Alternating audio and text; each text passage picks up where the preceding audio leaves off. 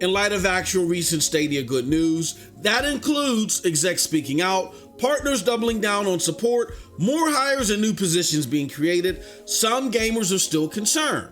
Now, they are understandably so due to the mainstream media's negative and misinformation campaign about the platform. But don't sweat it.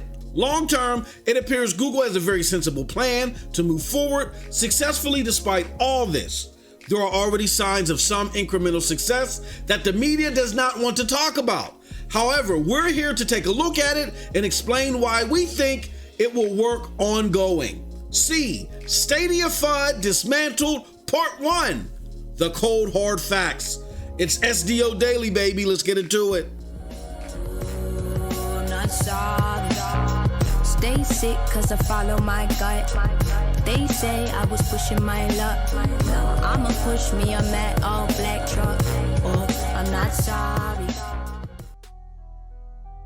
What's up, peoples? What's up, peoples? What's up, peoples? It is your boy MM2K on behalf of the Stadia Dosage platform, here with another SDO Daily.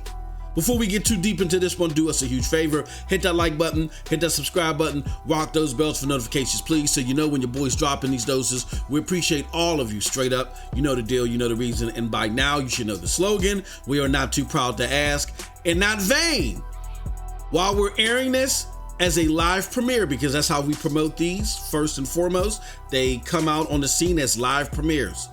If you want to be braggadocious in the chat, you got a question or a comment that you want us to address at a later time, or you simply want to help out the platform, feel free to hit that super chat button below and leave us a question or a comment. It goes a long way in helping out this platform. All right, that being said, let's get into today's video. And in order to do that, let me show you something. Okay, so what you see here, my friends, let me make this bigger for the people in the back.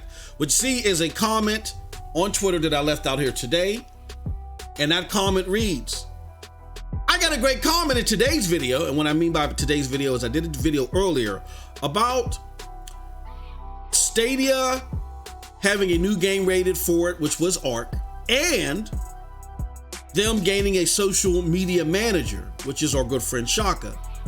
And we talked about that in the SDO Daily earlier today.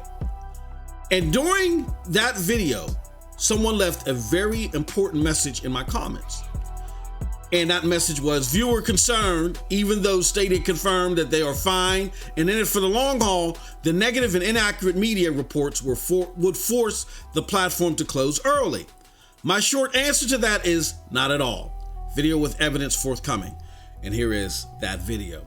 All right, so let's do this. I'm gonna read you the comment. Not gonna highlight the person because I'm not gonna put them, well, I'm not putting them on blast. It's a great comment and it's something that needs to be addressed. But we're gonna bring up the comment. I'm gonna give you my response and we're just gonna talk about it in totality. So the commenter left, as excited as I am for this news, I can't help but be worried due to all the negative info out there.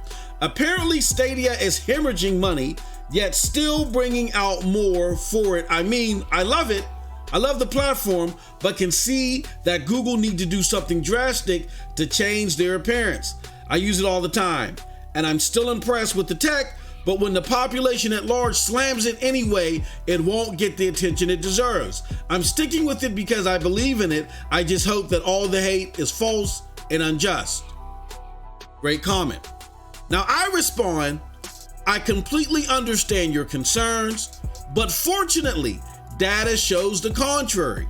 Stadia continues to grow despite negative media. Sensor Tower data just released today shows that over 3 million app installs have occurred between iOS and Android. Couple that with the fact that you don't even need the app to play Stadia, particularly on iOS, because you play through the web browser, right? But you can play Stadia on your computer and never download the app and go about your business. Despite all that, this is huge.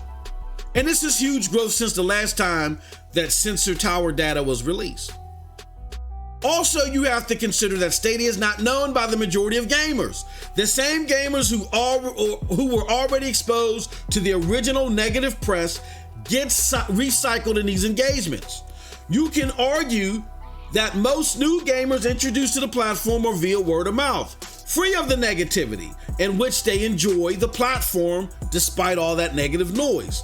Circle back to the data that I just referenced to, the Sensor Tower data, as evidence. This is why Stadia right now is not doing huge ads. Until the rhetoric dies down, they will do incremental pushes. That is okay. They have plenty of time. Cloud gaming will still only be an 8% business in 2027 at best. And I'm being very, you know what I'm saying? Being very, I don't want to say over the top, but I'm being very optimistic when I use 8%. It's more like 4%. So I'll say anywhere between 4 to 8%, and I'll show you the stats in a little bit. Now, that's my response. And in response to that, to give you the details and not just the rhetoric, I got 4 main bullet points that I'm going to show you right now in this video. Bullet point number 1 is that sensor data. We're going to cover that at a high level. The Sensor Tower data, that is, rather. We're going to go over the fact that most gamers still don't know what Stadia is, so that all this rhetoric really hasn't penetrated the target demo, all like that. Stadia has plenty of time, though. You know, this ain't a rush to first. This is a marathon, not a sprint. We'll show you why it's that way with the 48% business information. And lastly, we're going to talk about partners still believing in the product and Stadia and them doing more hiring for the platform. All right. In order for us to do that, let me show you some more. All right. So this is, again, in relation to the Sensor Tower estimates that were extrapolated from the downloads of the Stadia app. I say in regards to that, this is very interesting stuff in this tweet. I say very interesting stuff considering you can indulge in the Stadia experience completely void of the phone app. And secondly, rumors had total engagements only at 1 million. This is triple that. And if you follow this platform, we've been saying what? We believe around this time that it's from between 3 to 5 million. Have we not been saying that? So again, if you're looking for a platform that is rooted in the truth and using those truths to give you more fathomable guesstimates, this is the place. All right? So with that being said, we're saying see even more extrapolated data with the good homie, The Wiz, Jack Deslip, and myself on our monthly show, The Numbers Show for Stadia. I'll leave a link to that below as well, but I talk about it in this tweet. So again, 3 million downloads. That is a huge boost from the last time that this data was extrapolated from in April, where it was at 1 million downloads total. That's 2 additional million downloads. And that back then, in April, there was no iOS support for 1. And for 2, you still needed the app in order to engage even online, in order to buy stuff. I don't think you could buy games online. You had to buy them through the app. But now you can do everything online and never even use the app. You only need the app if you're playing on your phone or if you're trying to set up your Stadia controller in order to be playing on the CCU. You're not doing that, you really don't need the app. Okay. Now, with that being said, you culminate that with the fact that, again, if you look at this article and look at various articles talking about this new revelation, that 500,000 of those came within, I believe, December. Wow, that's some serious stuff. Now, what happened in December? Well, in fourth quarter altogether, you had the expansion to new regions. You had a whole bunch of other stuff, some more feature sets and everything. But the biggest thing was Cyberpunk 2077. So if you look at the fact that Cyberpunk 2077 occurred and a quarter of this new growth happened in the same month the Cyberpunk 2077 came out, that coincides with what Stadia was telling you all together. That they made the move to close down SG&E, the move that all these publications want to talk about and gawk about. They made that move because in 1 month, because of one game, they've seen this significant growth. A quarter of that happened in 1 month because, again, of that one game. and they want to duplicate that success over and over again. And maybe their ideals for Project Chimera and some other things that disappoint some of us not being in fruition at the moment any longer, but maybe those were a little bit too lofty early on. Maybe they'll revisit them later, but right now it's just about getting the saturation and getting in people's homes. And to help you do that, you got to have the games that people want day and date, like a Cyberpunk and like Resident Evil 8. So going into 2021, they closed down SG&E. They got more of their resources focused on bringing these games sooner and more of them sooner. All right. And you have a better product for it. Okay. Not the bibble babble and the doom and gloom and the FUD that the mainstream media wants to sell you. The bag of goods there. All right. The next thing I want to show you is, okay, the next bullet. Most gamers still don't know what Stadia is. So despite all this negative talk that's out there, it's not really penetrating too much. Let me show you this. These are two lines on a chart. This very flat blue line represents Google Stadia, and this very active curvy line represents PlayStation. Okay? So if you look at the gap between Stadia and PlayStation and mainstream gaming component, look at how huge that gap is, and look at some of these numbers. 24 to 1 or 24 less than 1. 44 to 1. What's this? 43 to 1. 100 to 1. Like, that's the ratio difference of gamers' knowledge, or the fact, not knowledge, but their fascination with either or as far as doing any research. Like when it comes to mainstream gaming, which PlayStation represents, the engagement is like 100 to 1. We're seeing things like 44. That's not even 44 to 1. That's 44 to less than 1. Okay? So come on, folks. Again, most people don't even know what a Stadia is. That's why, as I said in my response to that individual, that it's okay right now, because while the media is going on its temper tantrum about Stadia because they think it's coming to take all their daddy devices, like the idiots that they are, Stadia is just playing it cool and collective. They're making these incremental changes, and they're doing this word of mouth advertisement that, for the most part, the people, when they engage with the platform like this individual, they're like, hold on.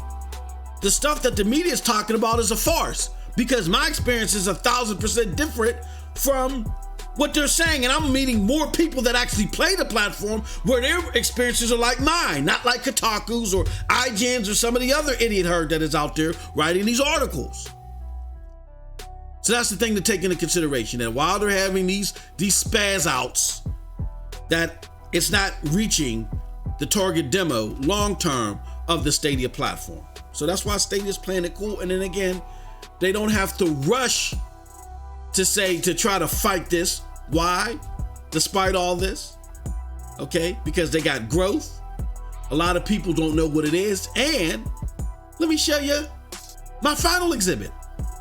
This is a NASDAQ article. Now, if you follow this platform, you know that I refer to this often. That's because NASDAQ is a valid and credible source, unlike Kotaku. But I digress. They're a valid and credible source, and this is analysis that they've done on cloud gaming. Now, I just want to take you to a couple of particular parts. They say gaming and some projections. While cloud gaming is currently a minuscule part of the video gaming industry, its scope could be huge. Today, video game engages around 2.8 billion people globally, and this number is expected to exceed 3 billion by 2023. All right. They also say, according to another estimate, the global market is expected to reach 256 billion by 2025. So let's say 257 billion if we round up. Keep note of that, by 2025. It is estimated that the cloud gaming revenues will exceed $1 billion for the first time in this year, 2021, and the global cloud gaming market size is projected to reach $7 billion by 2027. So 2 years after it's estimated to reach 257 billion globally, it's only going to be at 7.24 billion by 2027. Does it sound like that cloud gaming is coming to take your dedicated devices away anytime soon? No, it doesn't. Anybody that follows the facts should know this. So the idiot herd is running around in a panic for no reason at all, but just to hear themselves in their own stupidity or their own echo chamber. Let me be nice. Not use the word stupid. It's not nice, MM2K. That being said, it's still growing. It's still growing at an impressive rate. Its rate of growth is 47.9% over the forecast period of 2020 to 2027. That's still impressive. But it's not impressive enough for it to take over gaming. It's a lucrative field for the small companies that are getting into it, for them to get a stranglehold of and then springboard from later, but it's not one that's going to take your dedicated devices away.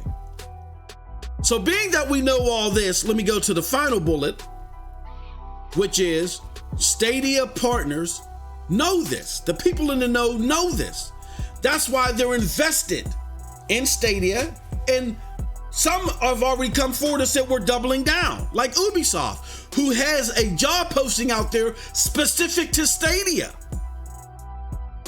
The Division 2 spinoff free-to-play game Heartlands is coming to Stadia. They've already let us know that, and that game isn't projected to come out until late 2021, early 2022 possibly. That's why 2K, even though they've pulled their support away from Geforce Now, and Geforce Now is pulling some high engagement numbers, they pulled it from Geforce Now and they've invested their games into Stadia. So there's a reason for that. People see that long term, Stadia is going to be instrumental in the cloud gaming space, but cloud gaming altogether is not the whoop-to-do for people to be running around like chickens with their head cut off right now. That doesn't mean that the platform isn't capable. It's very capable. That's why a lot of us prefer it, or it's part of our gaming portfolio now. But it's not to the point to where the media has to put out the rhetoric that it does. It has to act like that all of its swag and the crap that it gets at E3 is going to go away tomorrow. It makes no sense what they're doing, except for the fact that this proves, underline, it underscores that the media does no due diligence. That we've been gassed off their lies. It's becoming self-evident now. So what do? If you're into cloud gaming and you know you can't go to the mainstream media, you can't trust them, as we have shown you right here. What do? Well, I'm gonna tell you.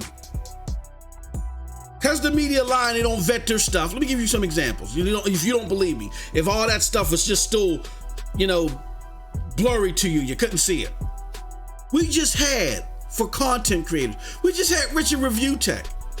He just got busted by PlayStation for making up some stuff, and he would have never taken it back had he not been called out on social media.